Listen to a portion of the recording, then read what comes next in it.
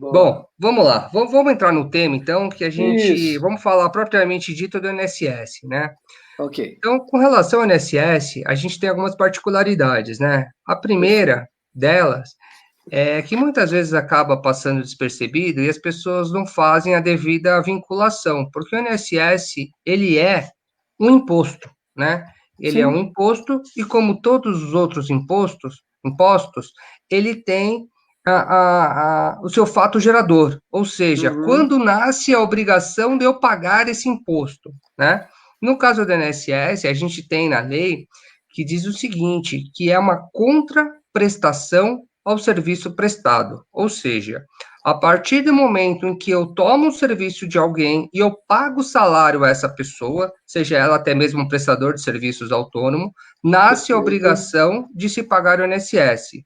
Ok. Ocorre que, como eu já acabei de dizer, é uma contraprestação do serviço prestado, e muitas vezes existem ali no salário, né? Eu tenho outras verbas essas Uhum. que não são vinculadas ao trabalho, à contraprestação do trabalho. São Uhum. verbas de natureza indenizatória. Um exemplo, o terço constitucional de férias, né?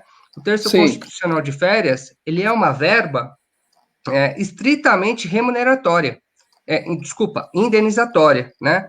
Eu recebo o terço constitucional de férias quando eu não estou trabalhando, né? Entendi. Eu entro de férias, eu recebo as verbas, né, das minhas férias, né? Sim. Dentre elas, a gente tem lá o terço constitucional de férias, né? Uhum. E, ou seja, é uma verba estritamente indenizatória. E por essa razão, ela não deve compor a base de cálculo de pagamento do INSS. Por essa simples razão, tá? A gente tem outras verbas, temos o terço constitucional, abono de férias, o vale alimentação, o vale transporte, né? São verbas que o trabalhador recebe não em função do trabalho, né? Ele recebe não porque ele trabalhou, não é salário isso, né? A gente chama também algumas verbas, né, de verbas in natura, né? Porque essas verbas, elas são simplesmente uma forma de indenizar o trabalhador das despesas que ele tem com o trabalho, né? Isso não Perfeito. é um incremento dele, ele não consegue usar isso como um sigma de riqueza, ele não reflete essas verbas que ele recebe, ela não reflete no sua, como eu posso dizer, no seu poder de compra, no seu poder essa verba é estritamente o vale transporte, um exemplo. Ele recebe para trabalhar. Isso deve Uhum. compor a base de cálculo enquanto remuneração? Fica claro que não. Mas muitas das vezes isso acaba acontecendo, tá? A gente tem tantas outras verbas. Eu estou dando apenas um exemplo bem enxuto, né? Para definir o que é uma verba de natureza indenizatória e o que é uma verba de natureza remuneratória, né? E essa Certo. confusão é muito, muito corriqueira, ainda mais no âmbito condominial. Doutor, nesse caso, quando há, né, essa confusão, quem é mais penalizado na sua experiência aí, né, dos casos que o doutor já viu? É mais o condomínio que acaba pagando uma carga tributária maior ou acaba sendo ali o funcionário que, por conta de um eventual desconto equivocado, tem um rendimento menor? Que tem de diferença nesse sentido? Porque se eu entendi, até para ilustrar, o doutor está dizendo o seguinte: em tese, os impostos devem incidir apenas no salário e não nos benefícios anexos ali. Então, vale alimentação, transporte, vale combustível, quando é o caso, assim por diante. Seria algo nesse sentido? Perfeito, exatamente, Jonatas, é exatamente isso. E aí a sua pergunta é, né, o que isso reflete para o condomínio? Reflete da seguinte forma: o condomínio ele tem que pagar o INSS patronal, Ok. né? O que é o INSS patronal? O INSS patronal incide sobre a folha de pagamento do condomínio. Um Ok. exemplo prático, tá? O condomínio tem 10 funcionários, todos eles recebem R$ 1.000, hipoteticamente, tá? O Perfeito. condomínio, além de pagar R$ 10.000 de salário, ele vai ter que pagar em cima desse montante uma média, em média, 26% do salário que ele pagou, a título de INSS patronal. Por que 26%? Porque ele paga 20% de cara de INSS patronal, ele paga mais o Sistema S, né, que é o sistema SESI, Senais, né, é o Sistema S, né, e ele vai pagar também o SAT, que é o seguro de acidente de trabalho. E tudo isso reflete no INSS patronal. Por isso que chega, em média, a 23%, a 26%, a depender dos acidentes de trabalho, aí já começa a ficar mais complexo. Mas o fato é Claro. que ele paga, no mínimo, 25% sobre a folha salarial a título de INSS patronal. Então, tudo isso alarga a base de cálculo do condomínio, que além de ter que pagar os salários, tem a obrigação de pagar o INSS patronal em cima da folha salarial e alarga a sua base de cálculo pagando sobre rúbricas indevidas. Entendi. Doutor, então só para a gente sintetizar essa sopinha de letrinha. Então, o condomínio contratou lá o porteiro. Então, ele vai pagar lá 20% de INSS patronal. O doutor falou depois as outras sopinhas. Como é que ficou, então? Só para a gente contextualizar aqui. Tá, vamos lá, então. É assim, ele paga 20% de INSS patronal. Esses Legal. 20% são acrescidos de outras verbas, tá? Ok. Ele vai pagar o SAT, que é Seguro de Acidente do Trabalho, tá? Legal. Ou seja, eu já vou ter 23%, Tá tá? bom. E eu vou pagar em cima do Sistema S, né? São os Sim. trabalhadores que pagam o Sistema S, né? As empresas que pagam o Sistema S. Aí eu vou ter mais 2% ali para o Sistema S, ou seja, eu vou chegar em, no mínimo, 25% sobre a folha salarial a título de INSS patronal. E Ixi. aí, essa sopa de letrinha é o que dá o trabalho. O que é o Uhum. tal do SAT, né? O que é remuneratório, indenizatório, isso, essa confusão, ela não acontece somente ali, né, para o síndico, que vai enxergar tudo isso como uma forma muito difusa, complexa, né, e tudo mais. Essa situação toda é difícil de ser absorvida até mesmo pela administradora do condomínio. Por isso que é tão Uhum. importante uma consultoria jurídica para poder traduzir todas essas sopas de letrinha, Sem dúvida. demonstrar o que é efetivo, o que não é efetivo o pagamento, né, com relação a essas rúbricas, e até mais, pedir a restituição daquilo que foi pago indevidamente, porque isso é possível, pleitear a indenização, pleitear a restituição daquilo que foi pago indevidamente dos últimos 5 anos, que é o período Uhum. prescricional. Uhum. Perfeito, excelente.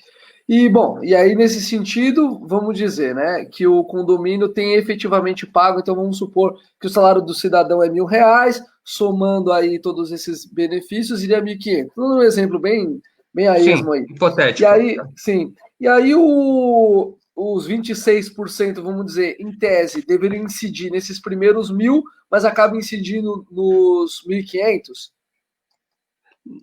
Não, não é bem assim. Na Ah, verdade, é assim. Tudo bem, ele tem algumas verbas que são agregadas que não deveriam compor, tá? perfeito. É, o salário, ele é composto de, eu tenho lá o meu salário líquido, eu tenho meu vale transporte, vale refeição, tenho todas essas, eu percebo todos esses valores no meu final. Eu tenho meu salário bruto e depois eu tenho meu salário líquido. É assim que Perfeito. funciona um olerite, né? É isso O aí. condomínio, geralmente, ele vai pagar em cima do salário bruto mesmo, né? Ele pega aquele salário bruto, não retira algumas verbas e paga em cima. Ele não discrimina o que entra, o que compõe e o que deixa de compor essa base de cálculo, tá? Entendi, perfeito. É esse ajuste fino que faz toda a diferença. E isso já é empregado pelas grandes empresas, tá?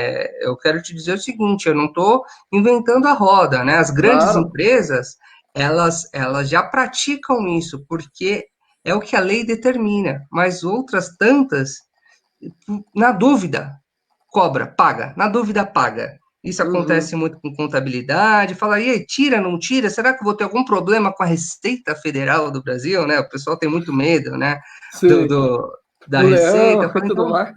do leão, então vamos pagar e vai pagando. É mais fácil pagar do que questionar, né? E assim, entender isso. E muitas vezes não se busca aí uma consulta jurídica para poder entender efetivamente o que acontece aí, né? Se está certo esse pagamento, se não está, se eu estou pagando a mais, se eu estou pagando a menos. Isso é muito, muito importante. Perfeito, perfeito, que legal. Bom, e aí em seguida, então falamos um pouquinho dessa questão do salário, existem prestadores de serviços também, né? Que o condomínio acaba tendo uma relação como essa com relação ao INSS. Aí eu só não sabia a categoria. Como que trata e onde que acontecem os problemas aí nesse sentido? Volta um pouco que deu uma falhada, Jonatas. Fala para mim de Claro. novo, por gentileza. Não, é o seguinte, aí falamos um pouquinho aqui da parte do INSS, que é voltado aí, vamos dizer, para o funcionário, né? Mas o condomínio aí tem prestadores de serviço também, que existe aí um INSS. Eu só não sei se é esse patronal, enfim, mas tem também aí problemas com os prestadores. Como que é essa parte, essa tratativa? Tá. Só fazer um complemento, então, nessa informação. Quando eu Claro, digo que quem está pagando a mais é o funcionário e o condomínio. As duas legal. pontas pagam a mais, tá? O funcionário que tem uma base de cálculo alargada paga Uhum. sobre rúbricas que não deveriam, né? Sim, E o condomínio, por sua vez, alarga a base de cálculo patronal e também paga indevidamente. Ou seja, o INSS recebe das duas pontas valores a mais. hum, Então, assim, só para deixar claro, não sei se eu fui claro sim, sim. nessa explicação, mas assim, é importante frisar que as duas pontas acabam é, pagando mais do que o devido.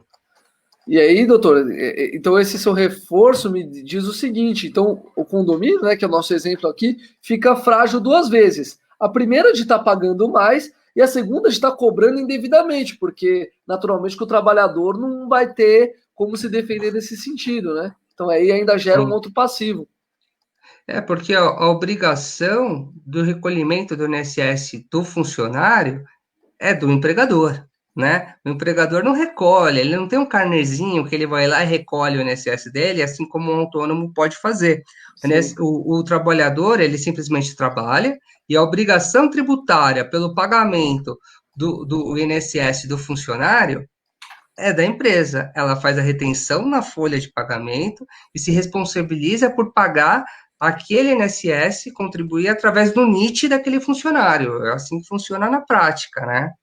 entendi. E aí, assim, você pode me perguntar, tá, e como que a gente consegue fazer essa análise e identificar se efetivamente o meu condomínio está fazendo isso? Como que eu Sim. consigo verificar, né, na prática, quais os elementos que o síndico tem na mão para identificar se eventualmente isso tá ocorrendo no seu condomínio? Simples, o analítico da folha salarial. É lá que vai me informar.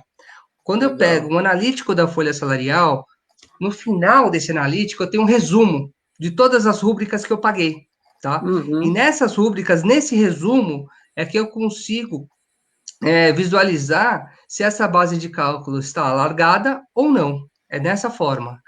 Perfeito. Excelente. E Bom, e aí agora eu vou já. te... Pode falar. Não, não, por favor, segue, segue, por favor. Não, e aí, tudo bem, eu identifiquei. Como que eu faço para restituir? Aí vai uma parte bacana. Essa restituição a gente consegue até mesmo pedir na esfera administrativa. Não são demandas judiciais longas para se ter esse valor de volta, tá? Eu Olha que consigo bacana. a possibilidade de conseguir um crédito, constituir um crédito em cima desses valores pagos indevidamente, formar, assim, como se fosse uma conta corrente de INSS para o condomínio, e o condomínio vai abatendo dos meses subsequentes com base nos valores que ele pagou a maior. Fantástico, Ele não fantástico. restitui propriamente dito na hora esse valor, porque o fisco ele tem alguns entraves, né? O que ele faz? Ele fala, tudo bem, você me pagou a mais, mas você vai ter que me pagar todo mês isso. Então, em vez de eu perder, tirar do meu bolso, eu prefiro deixar de receber. É mais ou menos isso, entendeu? Então ele fala, tudo bem, eu te dou um crédito, eu vou deixar de receber e você vai se compensando no longo do tempo sobre esses valores que foram pagos indevidamente. É assim que acontece. na prática, tá? Olha só. É bacana. E do ponto de vista prático, ele tem até razão, né? Vamos dizer assim. De alguma maneira vai ter que pagar. E claro, se ele também facilita, né, vamos dizer, o trâmite de recuperação, faz sentido que ele não queira tirar lá o caixa dele. Muito bacana, muito bacana. Ele, ele deixa de receber, né? Fantástico, fantástico. Bom, doutor, e aí na sequência, falando um pouquinho sobre os prestadores de serviço e esses postos. Então, prestadores de serviço, aí é uma outra obrigação muito importante que muitos condomínios não se atentam, tá? Que é toda vez que eu contrato, tomo um serviço de um prestador de serviços, para todos os fins legais, eu sou o tomador do serviço e aquele que presta, obviamente, é o prestador de serviços. Tudo bem. Até aí não tem novidade para ninguém. Mas o fato que tem uma obrigação por parte do tomador, que é a retenção de 11% a título de INSS para o prestador de serviço. Como funciona isso na prática, tá? Como funciona isso na prática? Eu tomei serviço de um jardineiro, tá? Jardineiro executou um serviço no meu condomínio e ele me cobrou 10 mil reais, tá? Quando eu pago esse jardineiro, eu não posso simplesmente ele me emite uma nota e eu simplesmente vou lá e pago para eles 10 mil reais. Eu tenho que reter 11% a título de INSS para esse prestador de serviços. Ou seja, ele me cobrou 10 mil reais, eu vou devolver para ele, eu vou pagar efetivamente para ele 10 mil menos 11%, e esses 11% eu vou recolher em nome desse prestador de serviços para o INSS. Entendi, entendi. E muitas E vezes isso não acontece. sim. E aí, vamos supor, de novo, mais uma vez, o responsável é o condomínio, né, Sem por todo dúvida. esse trâmite. É o tomador. E isso tem uma razão muito, muito clara quando a gente avalia sobre o olhar do fisco, né? Uhum, Porque, assim, quem toma o serviço é quem está com. Quem toma o serviço, ele consegue ter uma responsabilidade maior do que aquele que presta. Vamos ver isso na prática. Na prática, vem qualquer pessoa pode prestar serviço para o condomínio. O cara emite um recibinho azul, né? Como que eu vou como que o fisco vai conseguir saber quantos portões aquele cara arrumou? Como o fisco vai conseguir saber quantos jardins aquela pessoa fez? Ele não sabe. Mas o fisco tem como saber quanto dinheiro você pagou para esses serviços. E em função disso, que ele concentra a fiscalização dele no tomador e não no prestador. Porque o uhum, prestador fica muito difícil para o fisco alcançar ele. Mas a partir uhum. do momento que eu circulo dinheiro, que eu vou lá e faço um pagamento, o fisco consegue reconhecer um pagamento. E a partir daí que ele te dá a obrigação, né? Como ele consegue visualizar isso, ele fala: então você, tomador, paga para aquele prestador. Perfeito, perfeito. Ficou claro essa parte? Sim, sim, e faz sentido também, né? Porque veja, se o prestador, se ali o tomador de serviço, né? Como você falou, ele tem como monitorar se aquele preço está justo em relação ao trabalho que vai ser feito, para evitar até uma fraude eventualmente, né? Então, de alguma Sim. maneira, essa política inibe que o prestador cobre qualquer valor. Muito legal, muito legal.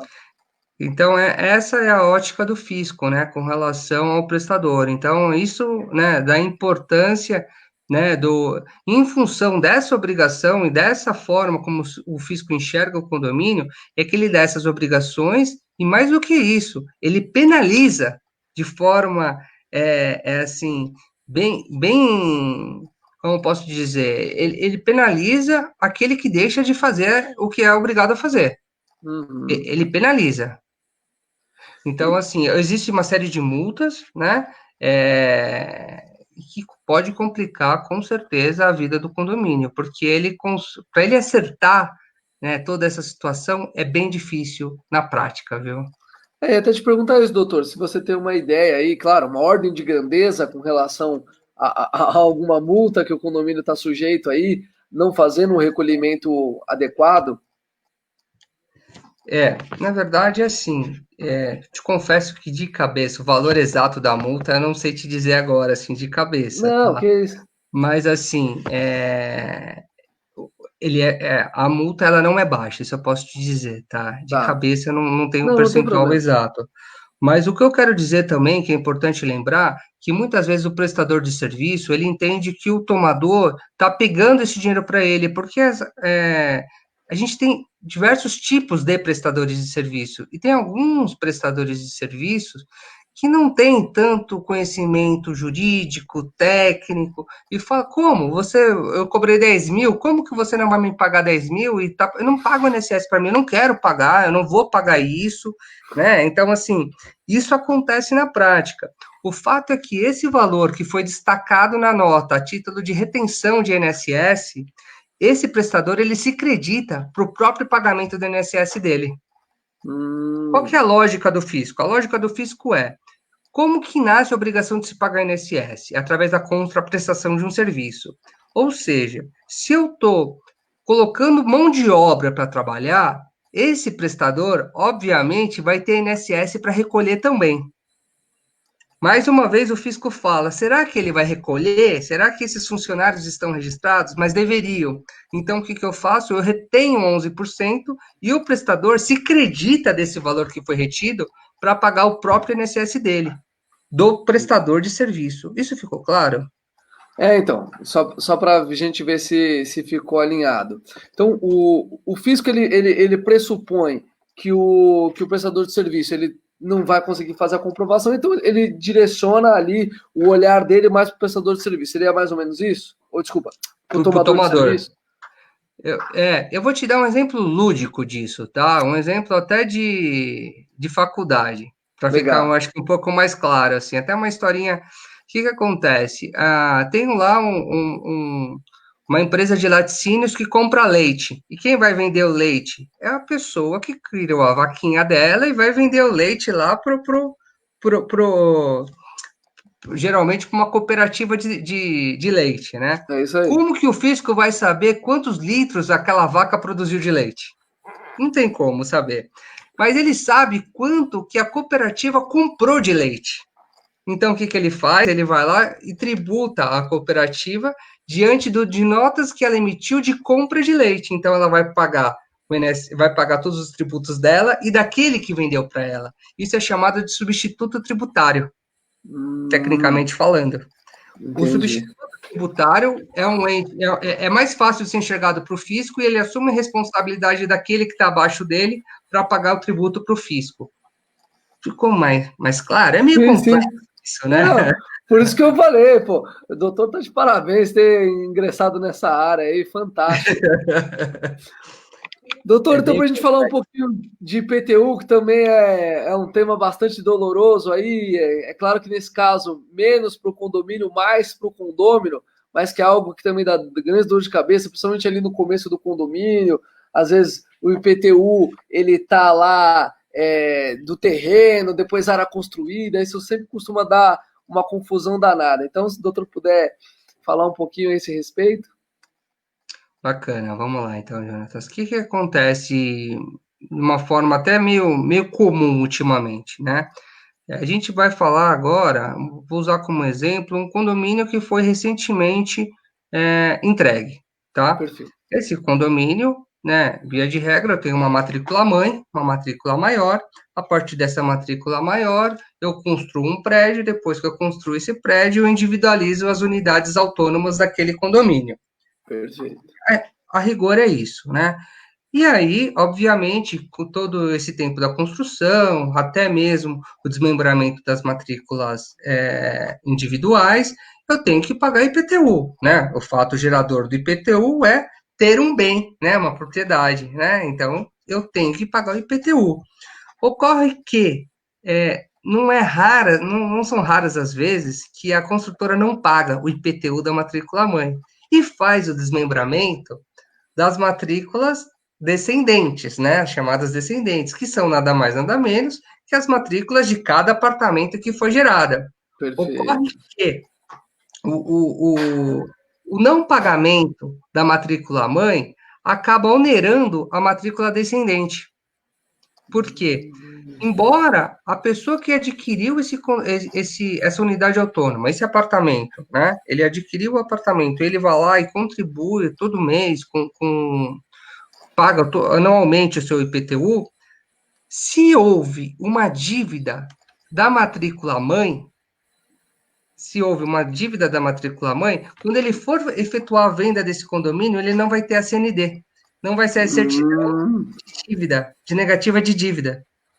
Por quê? Vai acusar uma dívida da matrícula mãe. entendi, entendi. Que legal.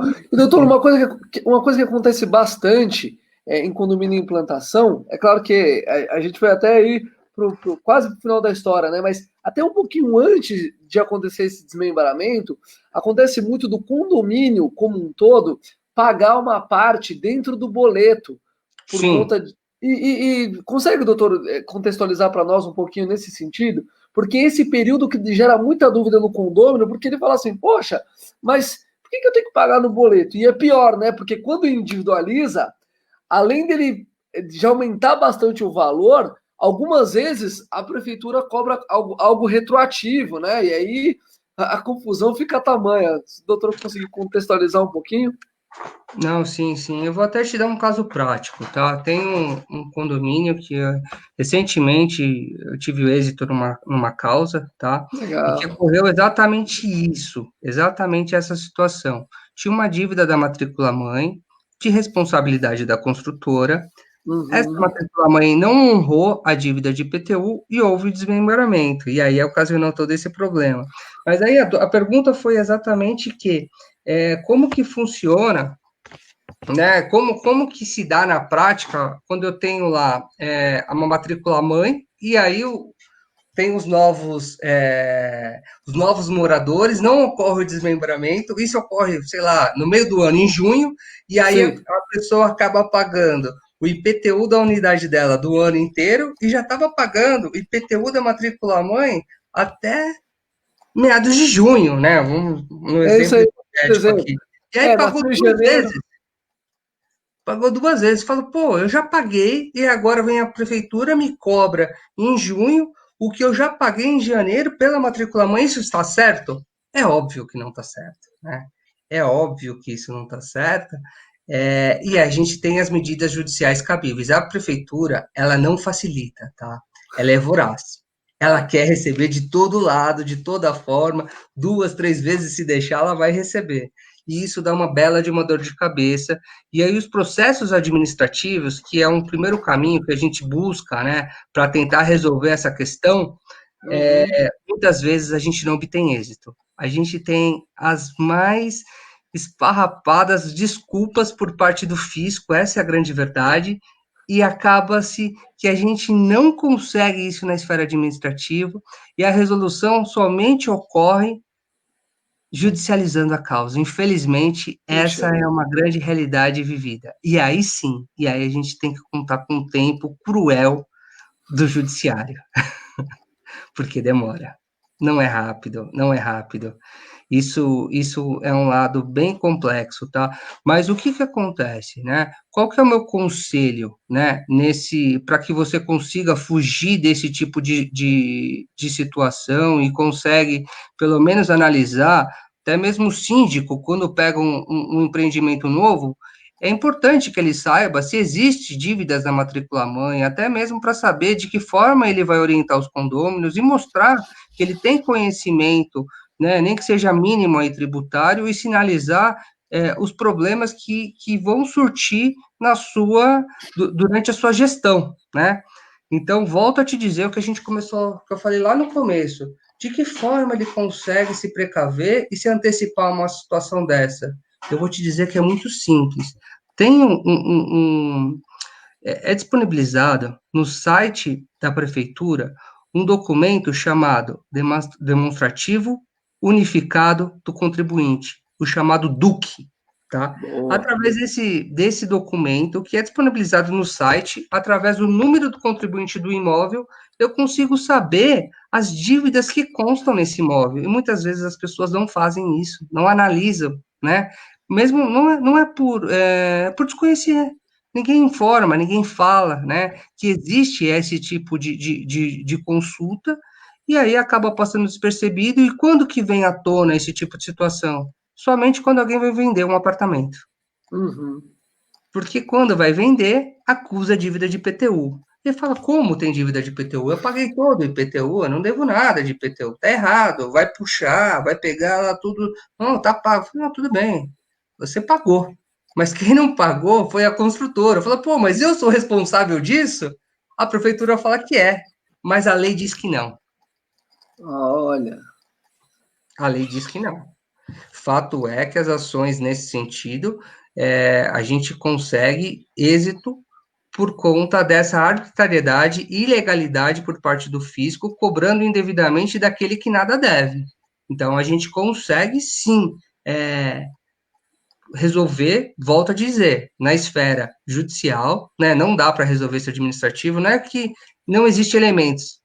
A prefeitura faz com que não dê, né? Cara, A rigor, eu entraria com processo administrativo e explicaria, ó, prefeitura, eu paguei a mais, mas não é devido, você me devolve esse valor? Legal, você consegue ver? Ah, eu vejo, mas eu não vou te devolver. É mais ou menos isso que acontece. puxa vida, entendi, É entendi. lamentável, mas essa é uma dura realidade. Doutor, agora vamos para o seguinte, que é a hora aguardada, né? E como que a gente consegue, né, recuperar esses valores aí, tanto de IPTU quanto de INSS? Como que a gente faz esse trâmite, a identificação, o caminho? Como que é? Vamos lá, são coisas assim, vamos falar do IPTU que a gente está lidando agora, né? O Perfeito. IPTU não tem jeito, a gente precisa ingressar com uma ação chamada repetição do indébito, né? Que é Ok. uma ação tributária, né? Eu entro com uma ação, com uma demanda contra a prefeitura, sinalizando que houve um pagamento em duplicidade e peço a restituição desse valor.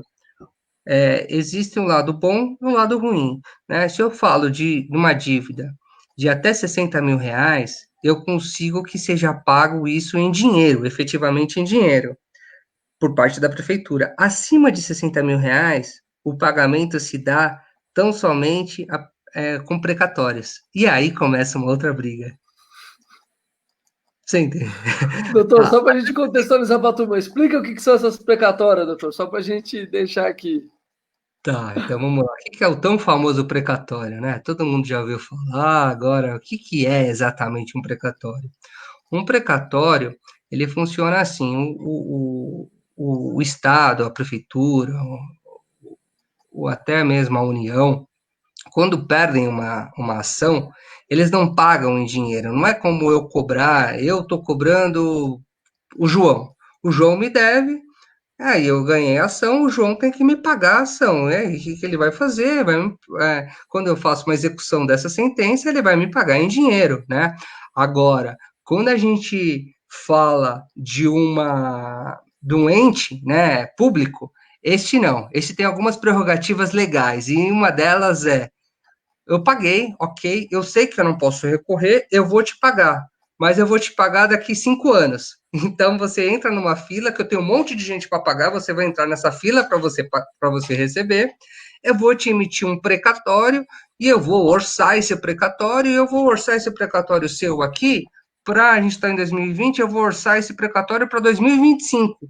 Então, em 2025, você entra numa fila, que a fila está grande aqui de credores, eu só posso te emitir um cheque, não é cheque, mas é uma forma de textualizar, né? Contextualizar a Sim. situação. Eu vou te emitir um cheque esse chamado precatório, que vai vencer só em 2025. Então, em 2025 você vai receber, tá bom? Acabou aqui o assunto, a gente não se fala mais nisso. De uma forma bem sucinta, na prática é isso que acontece. Por isso, que até não é o motivo da conversa, mas até para as pessoas entenderem, que se Claro. vende precatório. A pessoa ganha a ação, mas não recebe. Vai receber daqui, sei lá, 10, 15 anos. Fala, pô, não sei nem se eu vou estar vivo. Então, o que que eu faço? A pessoa ganha 500 mil, um exemplo, tá? E ela vai Sim. receber daqui 10, 15 anos. Aí, o que que ela faz? Ela vende esse crédito dela de 500 mil por 100 mil. Porque, assim, ela fala, o que que adianta eu ter 500 mil daqui 15 anos, se nem sei se eu vou estar vivo? É melhor eu ter 100 mil agora. E alguém vai lá e compra esse crédito por 100 mil e se subroga no direito de receber 500 mil reais. Aí que acontece as vendas de precatório, que é uma outra situação, mas é só para Sim. que a gente consiga entender aí o que acontece com uma demanda judicial que a gente tem como réu, seja a fazenda pública, a municipal ou até mesmo a União, né? E aí, assim, a União tem uma particularidade, né? A União, ela paga em até 6 meses. Então, Seis assim, meses? em 6 meses paga-se. Os precatórios da União são pagos em até 6 meses. Agora, quando a gente fala em estado e município, a gente tem precatórios que demoram 10, 15 anos para serem pagos. Puxa vida. Doutor, e puxa vida, e aí, como falou, somente com ação mesmo. Somente com ação, e aí sim, a gente tem todo a gente tem que aguardar mesmo o judiciário dar uma decisão, o tal do trânsito em julgado que se busca, né? Que Sim. muitas vezes essas ações elas vão parar até mesmo no STJ e no STF. Que eles Tá? vão tentando protelar o que eles podem, né? A verdade é essa. Mas assim, o que eu queria falar também com relação a imóveis, eu sei que a gente, né, nosso tema aqui é IPTU e INSS, Não, mas. mas é importante a gente falar a questão do ITBI também, né? Porque Uhum. muitas das vezes, né, como a gente está lidando com imóveis, falando no âmbito condominial, o que a gente se depara na realidade? Ainda mais, né, nesses tempos aí, os imóveis estão sendo vendidos com um preço muito abaixo do valor de mercado. Sim. Né? E aí, a prefeitura, ela, para fins, todo mundo sabe, você sabe o que é o ITBI, Jonathan? Será que todo mundo sabe? Não, por favor, doutor, é até legal contextualizar e falar que às vezes o pessoal comprou lá atrás o imóvel e não tá lembrado dessa taxinha.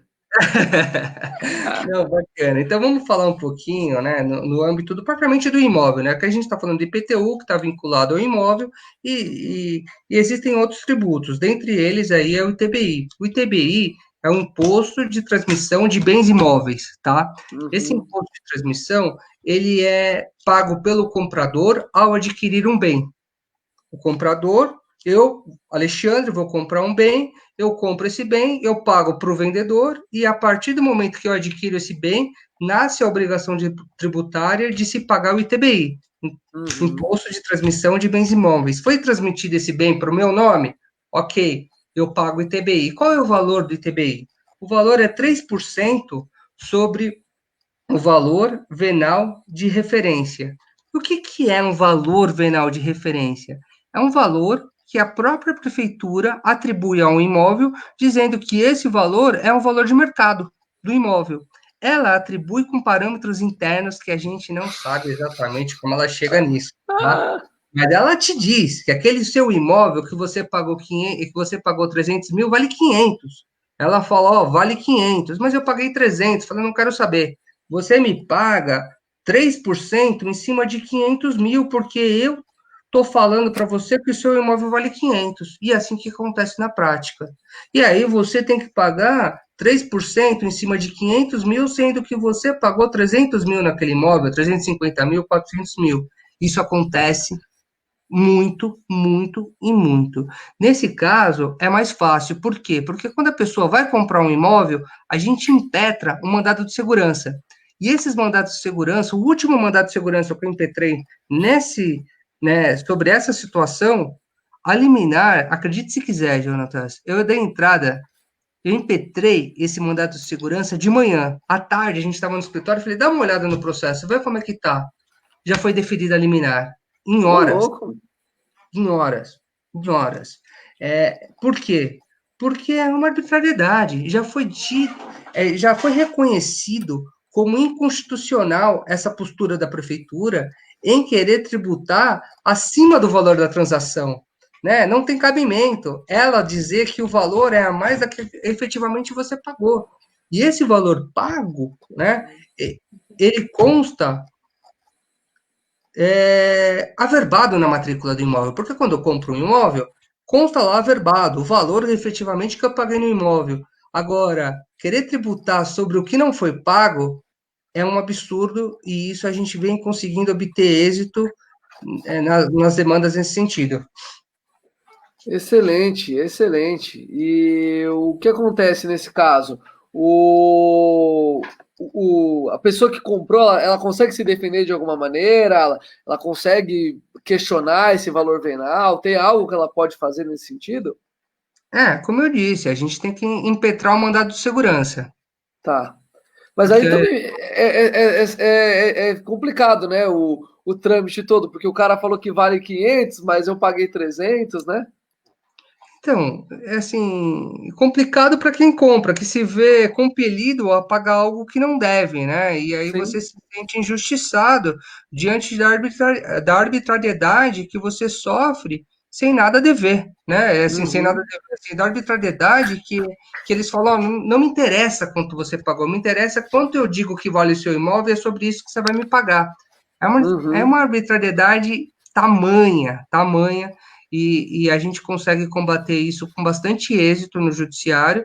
É óbvio, né, que isso acaba despendendo valores, né, mas às vezes vale a pena ainda assim fazer a contratação e evitar que seja feito um pagamento majorado do efetivo valor devido, né? Perfeito. E com relação ao INSS, doutor? Deu uma falhada aí, Jonathan. Repete aí para mim, E, por favor. e INSS, como que a gente recupera? O INSS é o seguinte, o INSS a gente consegue fazer um processo administrativo, tá? Esse processo administrativo, ele é validado pelo, pelo INSS, e a partir da validação desse processo administrativo, o reconhecimento desse pagamento indevido, é criado como se fosse uma conta corrente, vamos assim dizer, para o condomínio, e que ele faz essa compensação mensal, e mais que isso, deixa de pagar todo dia, todo mês, esse valor adicional. Então, assim, a gente tem casos aí que o condomínio recebe 15 mil, 20 mil, é óbvio, a depender do que foi pago, né? Não existe milagre, não existe invenção de Claro, números, né? A depender do claro. recolhimento da folha salarial desse condomínio, a gente consegue sim verbas significativas, porque a gente está falando de valores que são pagos todo mês, né? Se a gente está Uhum. falando que uma alíquota de 25%, 26% está largada todo mês, e eu pegar e somar isso dos últimos 60 meses, qual o valor que a gente tem aí? É É coisa um pra valor caramba, né? substancial, é um valor substancial. Então, assim, sem contar que, como eu acabei de dizer, né, eu consigo pegar um valor retroativo, eu consigo buscar esse valor que eu paguei indevidamente, e a partir desse primeiro momento eu já deixo de pagar todo mês um valor a maior. Então, assim, eu consigo dois ganhos ali, um ganho passado e um ganho imediato a partir do momento que eu vou diminuir minha base de cálculo e mais do que isso, eu vou usar um crédito anterior para pagar esse INSS. Eu vou ficar um tempo sem pagar INSS. Que maravilha! Para o caixa do Ah, condomínio. fantástico, fantástico, que legal. Doutor, só para a gente falar na prática, estamos aí já pertinho do nosso final, aí passou rapidinho.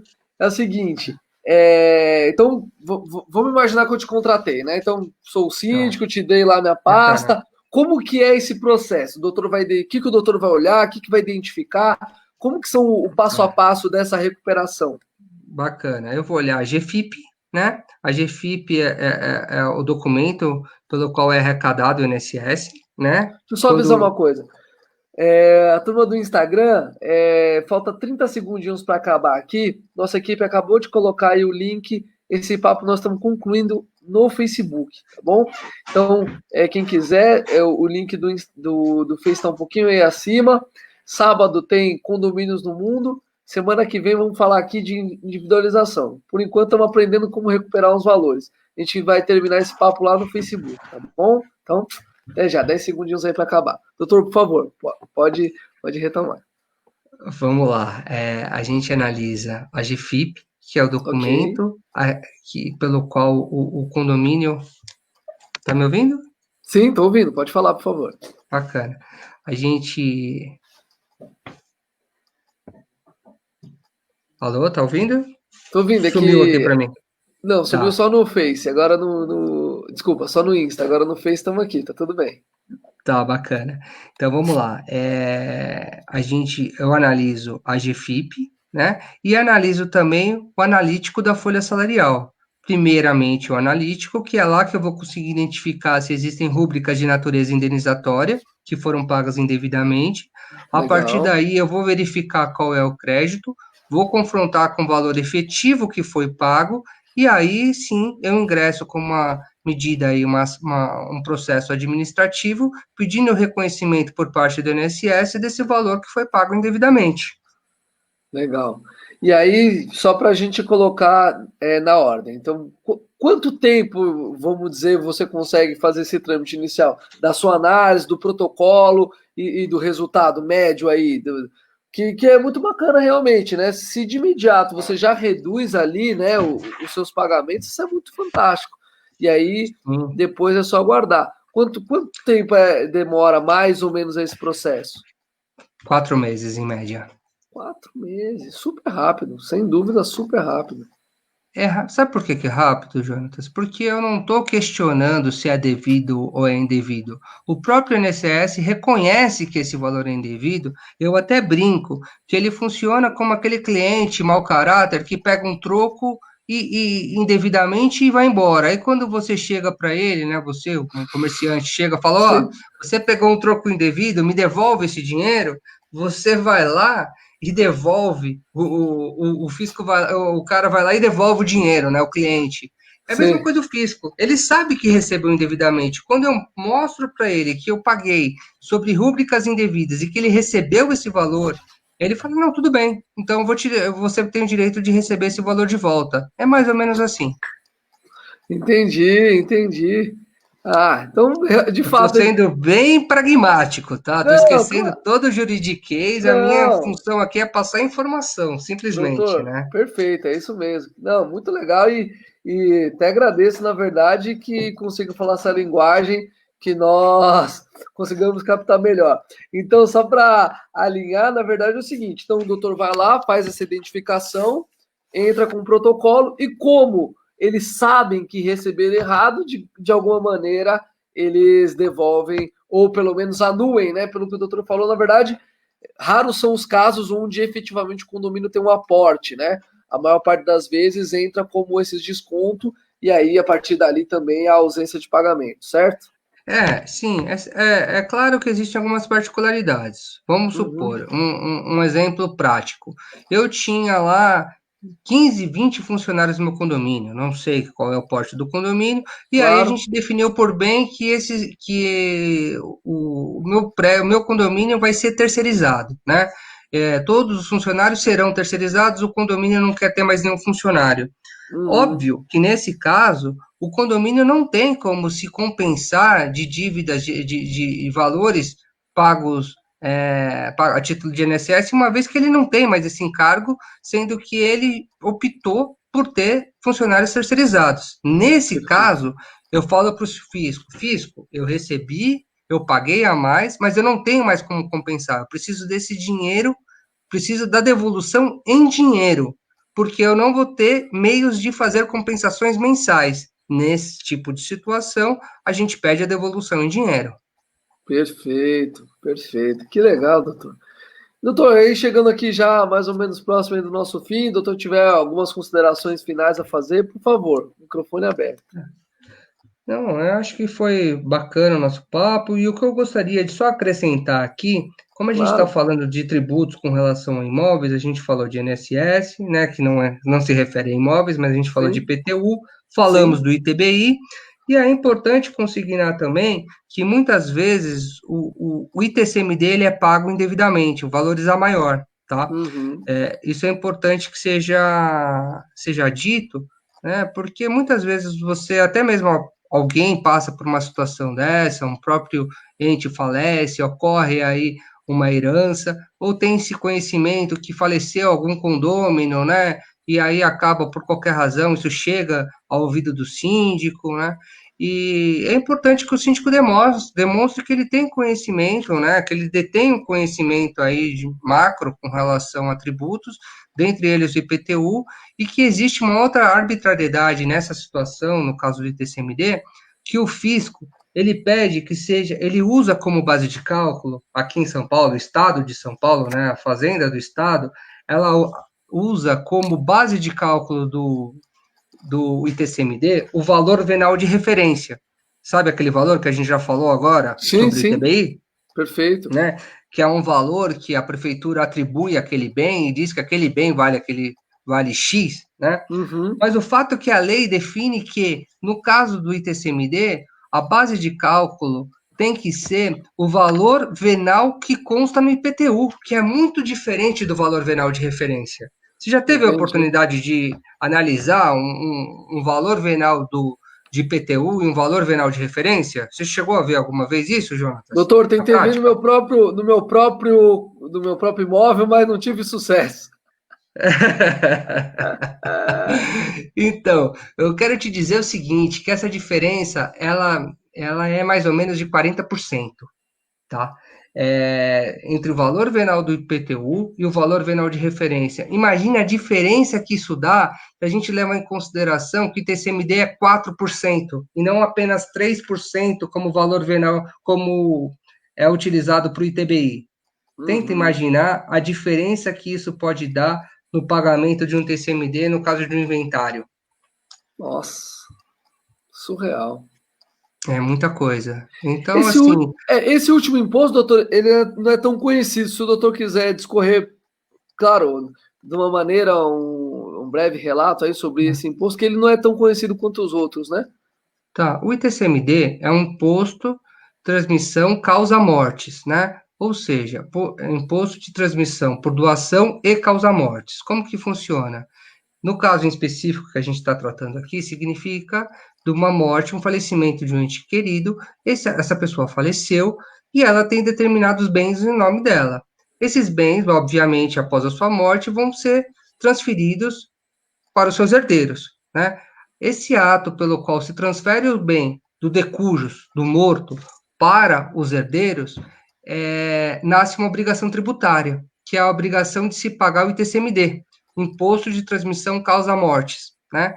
E aí, para que eu assuma, para que eu receba esses bens, um exemplo, sei lá, do meu tio, do meu pai, do meu Sim. avô, eu tenho que pagar 4% para que eu consiga alterar, mudar o proprietário daquele bem, que passa a ser do avô e que passou para o pai e que vai passar para os filhos. Eu tenho que pagar 4% sobre o valor que aí o Estado pede sobre o valor venal de referência, que deve ser, na verdade, sobre o valor venal do IPTU.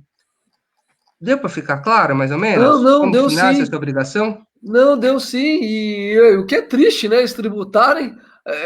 Pô, você já teve ali a dor de perder, seja lá quem Sim. for, né? E você ainda é taxado por essa transferência. Entendi. E, e o problema maior é assim, quando a gente, geralmente, quando você vai comprar um bem, você está comprando um único bem. Mas quando você recebe uma herança, não é raro que você receba três, quatro bens. E você não está esperando você receber esses bens. E para você receber esses bens, você tem que pagar 4% daquilo que você vai herdar.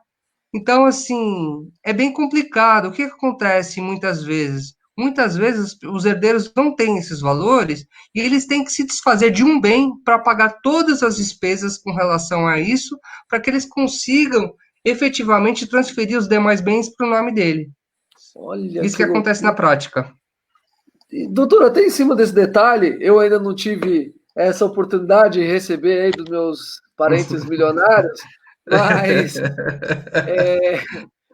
e não tem nenhuma alternativa nesse sentido de. Imagina que, vamos pensar uma situação aí, um vizinho, alguém aí venha me perguntar, ele não pode aguardar, não tem um prazo, não tem algo que ele possa remediar, isso meio que tem que ser imediato, tem que ser algo. Tem que ser, é, tem Que que pagar. coisa! Tanto é fato essa situação que a maioria dos imóveis não tem regularização. Por quê? Porque os Eu ia herdeiros te não perguntar. têm pagar, fica por isso mesmo, mas só que agora o Estado ele está inscrevendo em dívida ativa quem não pagou o ITCMD, coisa que não acontecia antes. E aí você é executado, ou seja, e eu vou te falar mais, eu vou te falar mais. Está tramitando um projeto de lei, está tramitando, né? Para majorar esse tributo que é de 4% para 8%, O louco dobrar? dobrar. dobrar. O estado de São Paulo, ele é o que é assim, em Minas Gerais é 5%, no estado de Tá, São Paulo é 4%. Quando a tá. gente vai para a cidade do Sarney, não sei por quê, não sei se é porque ele tem muitos imóveis lá, né? Lá é 1%. Olha lá. Eu não sei por qual razão, né? Acho que a família deve ter muito imóvel por lá, eles não querem mexer nesse tributo, penso eu. Mas, enfim, né? Eu quero te dizer que a tributação é assim. E tem como fugir disso? Tem, mas aí é uma outra situação, é uma holding Claro, patrimonial e não vamos entrar nesse mérito agora.